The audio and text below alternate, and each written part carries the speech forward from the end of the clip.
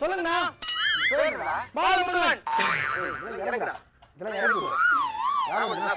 சொன்னாருண்ணா. நான் தான் வம்சராமன். எல்லாமே பண்ணுவேண்ணா. சேனல்ல கரெக்டா வரிசையா போட்டுருவேன். ஃபங்க்ஷன் முடிஞ்சவங்க சாப்பிட கரெக்டா காமிச்சிருவேன். சாப்பிட்டு முடிச்சா பாத்ரூம் காமிச்சிருவேன். பாலா ஆக்டிங்க பாரு. அதே போல மலேசியனோட வேற ரோலா இருக்கும். என்ன பண்ணுறான் போறாங்க.